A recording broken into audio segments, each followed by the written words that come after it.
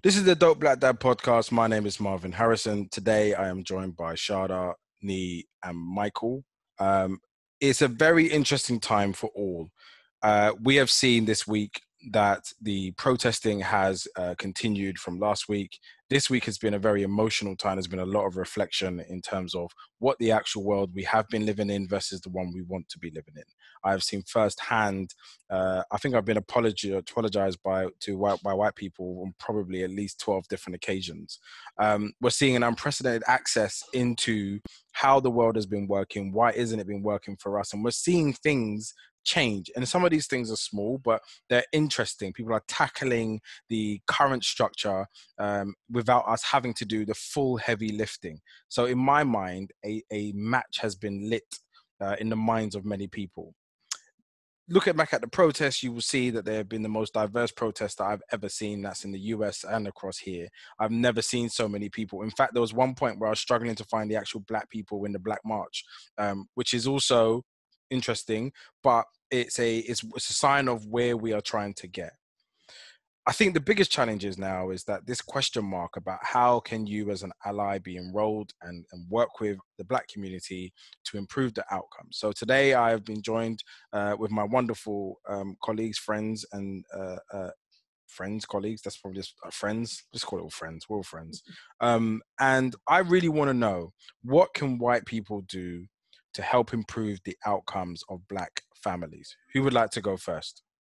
Can I go first, seeing I'm the only lady? Absolutely. Ladies first is the bare minimum. Sorry. So I think it's very important. The first step is to listen, because I think through listening, you can learn a lot.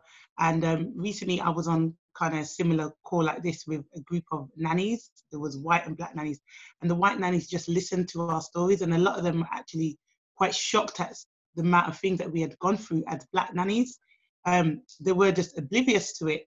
Could you characterize some of those things for the people who probably wouldn't know what the differences are? They didn't know that, we wouldn't get put on an agency's books because we're black, or we wouldn't get put forward for certain jobs because we're black, or that we interview for positions and when we turn up, the colour drains out of the mother's face because we're black. So those kind of experiences, they had never experienced that before, or, being put forward for positions, you being the best person, but because you're black, the other person's got it. They'd never ever experienced that. They didn't even know it even existed. So them just listening gave them some insight into some of the struggles that we have faced. And then I think the other thing is very important is acknowledging your white privilege. A lot of people don't think it exists, but it does. And I think the first step to being an ally is definitely listening and acknowledgement. That's my opinion on it. Powerful. Michael? I think everything Shada says is correct. I think what is interesting is understanding what racism is. And as soon as you hear racism, people just know it's like a hot potato or a bomb no one wants to touch. Whoever touches it is racist. Like, that's how I feel the game is. And I think people don't understand that racism essentially is prejudice plus power. I mean, I remember speaking to like a former manager, and he was saying that if all the black people can just and all the rappers can just stop saying the N-word, like racism is the N-word. If we can get rid of that, we can get rid of racism. And I was like, wow, that's really interesting to think that racism is a word, or it's me punching you, but not looking at the systematic design of it. And again, that's why I say it's prejudice plus power. You can be prejudiced. I can say, Marvin, I don't like you, bro. I'll burn you straight. Yeah. But unless I have the power to end your career, to make sure you move, to spoil your name amongst the neighborhood, to make sure you can't access healthcare, when your insurances are up for renewal, is twice the price. Like, that is how the system has been designed. Yeah. To serve whiteness or people that attribute themselves to white culture. Yeah. That is just the realities of it.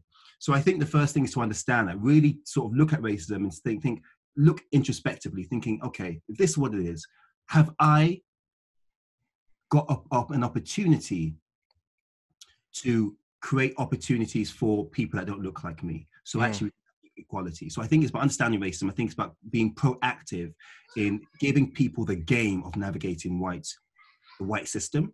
Yeah. Making sure once you've done that, you systematize it, i.e. put up a hard wall so that, there's a nice highway or whatever pipeline that can get people from Brixton and Tottenham to Westminster and Oxbridge. Yeah. And I think that's what people need to start thinking about. I'll stop there and then. Nee. Hi everyone, Ninoy. One thing that I've learned recently is the power of understanding, and the power. Akala once was asked a question, and he just said, "I don't know the answer."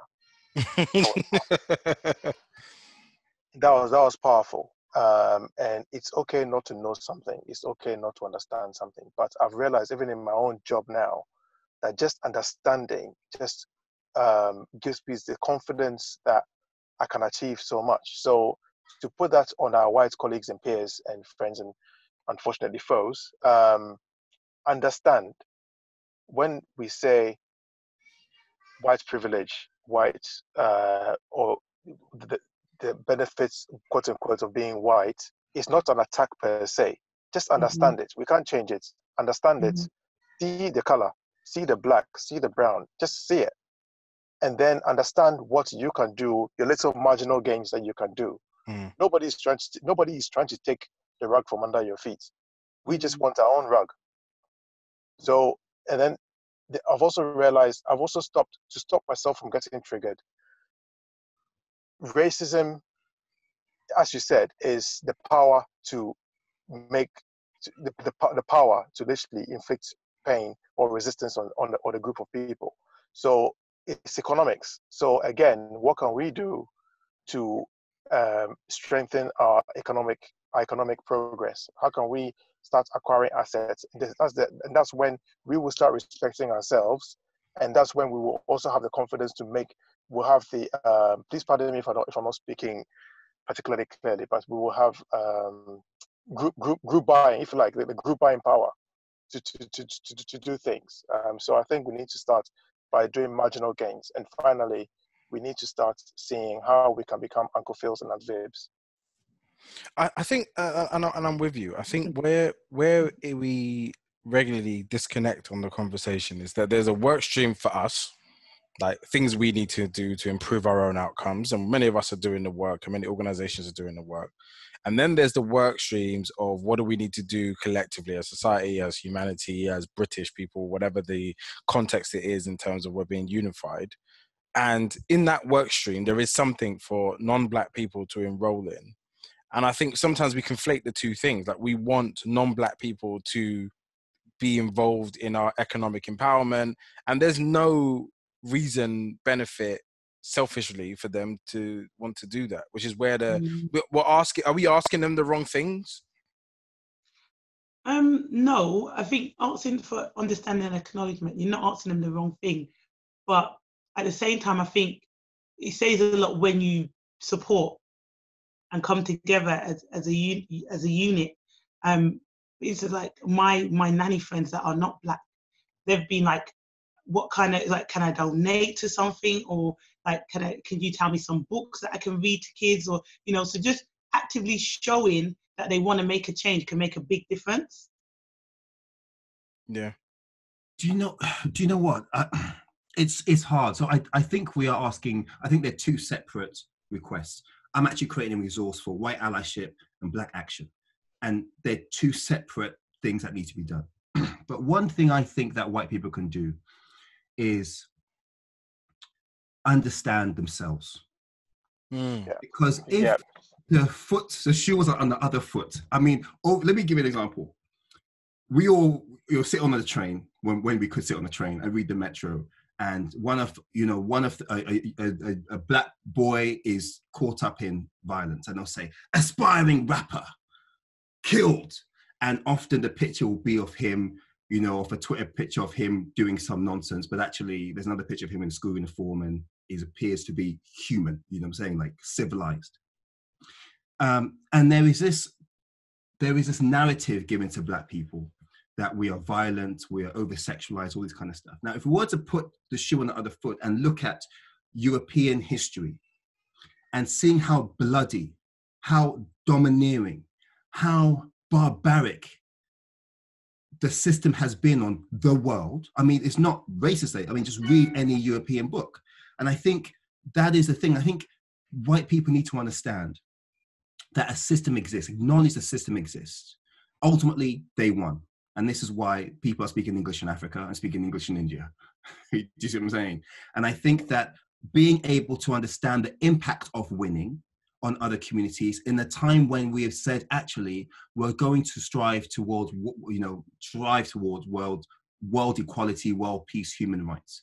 If that's what you really are about, then taking down the statue of slave traders that raped, tortured, drowned Africans because it was better to get an insurance payout than actually, make sure they live and get to their destination was more important than actually respecting human life. If that's what we are pledging to, then there has to be a bit of give and take. Yeah. And the challenge I see is people that are so fixated on keeping up statues of people that shouldn't be made heroes of, just human beings that are trying to figure shit out like everyone else in a difficult time, rather than what we're trying to create as a new Britain or as a new America.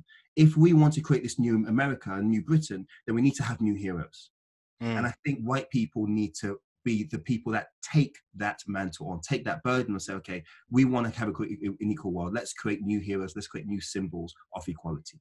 So I think it's understanding, and I think it is deep historical research to understand what whiteness and what Europeanness has been, and what we want it to be in the future. And let's start taking steps towards that. I'll tell you what. So my view is that having spoke to very well-meaning people about what they can do, what they can't do, what they have and have not observed, there is a real blind spot on this issue, like huge blind spot. Actually one that's greater than I could ever comprehend, because I think as a minority, you are just a little bit more aware about other oppressed people.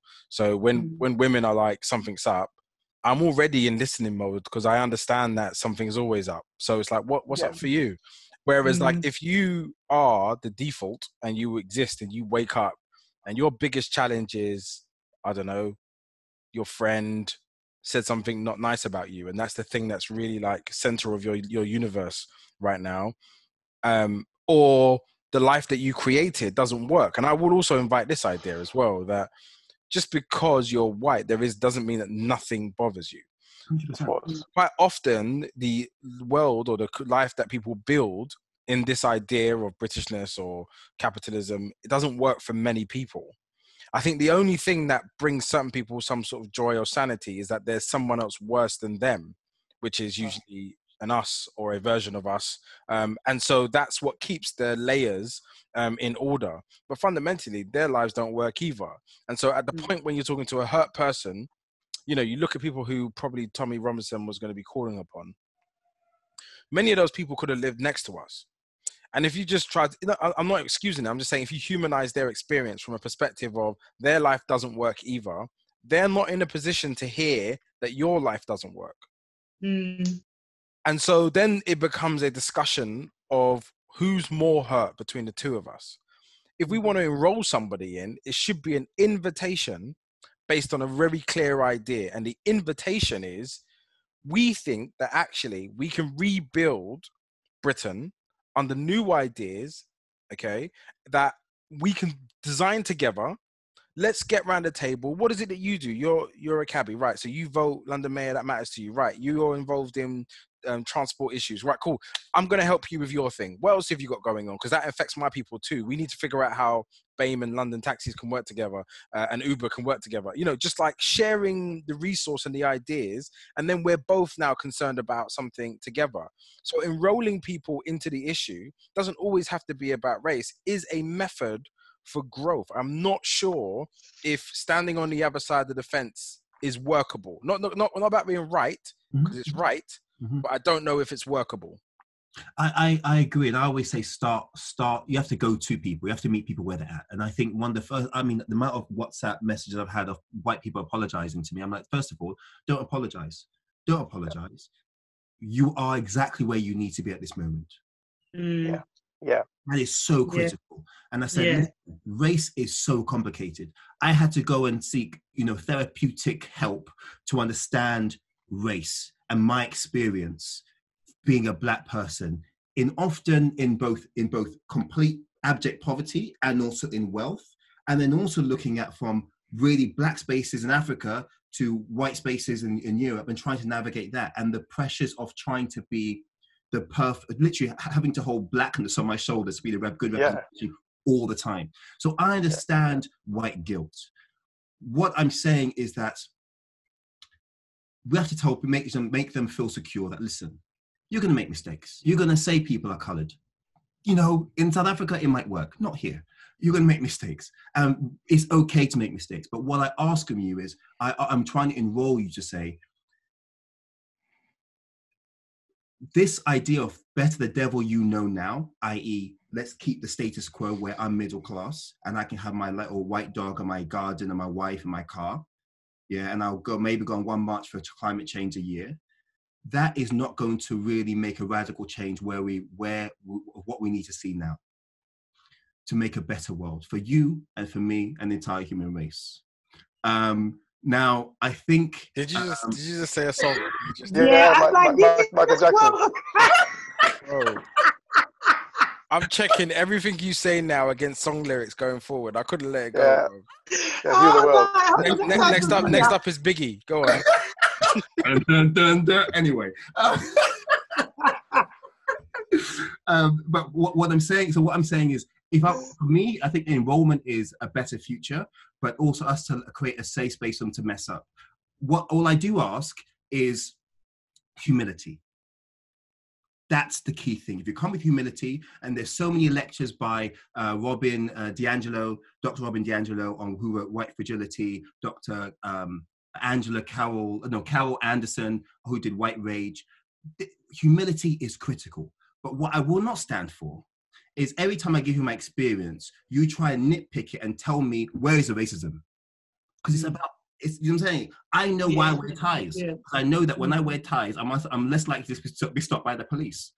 You know what I'm saying? Can I ask, has anyone been to therapy or done internal work and expressed interest in that area? Because I think if you're a non-Black person, the journey for internal work may come from a different trigger. So there are people who choose to do it to make an understanding of the universe. There are some people that do it as a reaction to an event in their lives that they are traumatized by or that didn't work for them.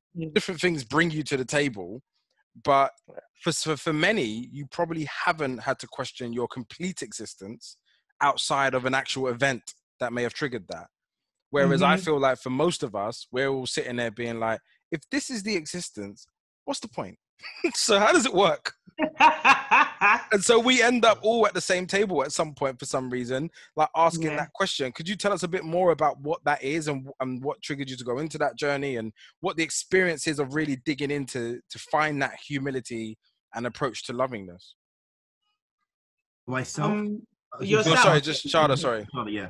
No, I actually ended up going for grief counselling, and my counselling sessions have actually, I got them in about 10 minutes. But my counselling sessions in about 10 minutes. I ended up talking about race for most of my sessions. Because what I find is, and I always bring it back to my profession because that's where I've most experienced racism. It's also like an intimidation technique that tends to happen a lot. When I got asked a question recently, am I assertive because I'm Black, or is that just, or am I assertive because I'm Jamaican?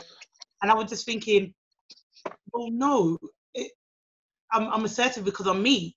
It had nothing to do with my color, but it's just the stereotypes that are kind of labeled on us as Black women as well. You know, if we're strong, we're aggressive, or if we're opinionated, we'll be negative, or things like that. So that's been something that I've really struggled with. And I think in one of my counselling sessions, I was talking. I said, "Oh, I don't mean to be rude," and I spoke, and she got my counselor said, "Why did you give me that disclaimer? Why did you say I don't mean to be rude? Is that, do you think you're rude, or is that what other people have said to you?" And I who was said like, it? it made me think. And I thought, you know what? Over my nanny career, I've had parents say, "Oh, you shouldn't have said that. That was rude," or you know. But it's not that it was rude. It's just that I pulled you out on something, and me being obviously a black woman, the way in which I've said it has made you feel some type of way. Because if a white nanny had said that, you probably wouldn't have taken it the way that it was, you know. So just having that conversation with my therapist made me look within myself and go, oh, I need to stop referring to myself as that, because that's something that they've given me, if that makes sense. But I wasn't even aware I was doing it at the time. So I hope that answers the question a bit. Yeah, Now when yeah. yeah, Yeah. yeah. Nee, is that something that you've experienced? What is that process like in terms of going on a journey of, I suppose it's an emotional journey. I have had therapy, but not. It's always no. It's not like I haven't been to therapy for um, the racist experience I've had, but it's always ended up. We've always talked about racism, Mm-hmm. um, and so for me, for example, if I was to talk about my experience, there was one time when I went to a commercial course, and I was told point blank, you will not have a career in agriculture because because you're black, and that kind of just shoots, it just stops you right there, and you on one position you think people buy from people, so a farmer will see me and say, no, I'm not dealing with you, and that's the end of it. And we all know how the agricultural community is. And there are other instances as well where somebody they speak to you on the phone, and everything is perfectly fine. You go for a meeting, well dressed, suit, tie, everything else, nice haircut, and they just see you, and it just completely changes. Mm-hmm. So you always have to belittle yourself, and like you said, I don't mean to be rude. You find yourself saying sorry when you don't have to, when you've got nothing to apologize for. You find yourself just making yourself small when you don't need to be, or you find yourself sometimes not pushing back on something that's not quite right because you just don't want the hassle. And then we're then seen as not effective enough or not assertive enough. But the one we're assertive, we're seen as aggressive. So you're constantly fighting with yourself within your head. So if we're going to speak to our white allies who really want to work with us, they really need to understand. Just take the time to understand, and don't be scared to make mistakes. So long as you're coming from a very, very positive space, Yeah, Mm-hmm. and just learn. yeah, Understand what microaggressions are, and just understand there. I want to speak to the manager, or when they know who you are, they'll copy your boss in because they want something done quickly. That is a Karen. That is an Amy. That's literally that's current behavior. yeah. You know. It, Go on. no, I was gonna say I find that really interesting because I think what happens is that you're referring to a particular context where you interact with a white person and they've seen you and they believe that there is someone more serious or Yes. more senior to go around because they want to access their whiteness right now, and you're Yeah. not I going to mean. be able to provide it. And so Oh, that could, I suppose, not really explain that, but I suppose is that what you mean in terms of the humility of seeing a person rather than an obstacle to what the coded language being that I'm here, I want to open up an account today with a uh-huh. facility already attached. Don't make me have to wait because look, I'm here and I know this can be done because my whiteness has told me it can be done. I'll just let you know that Mm-hmm. that doesn't happen for all of us. I'm just throwing it out there. Yeah. Yeah. Exactly. And I mean, I'm in banking, for example,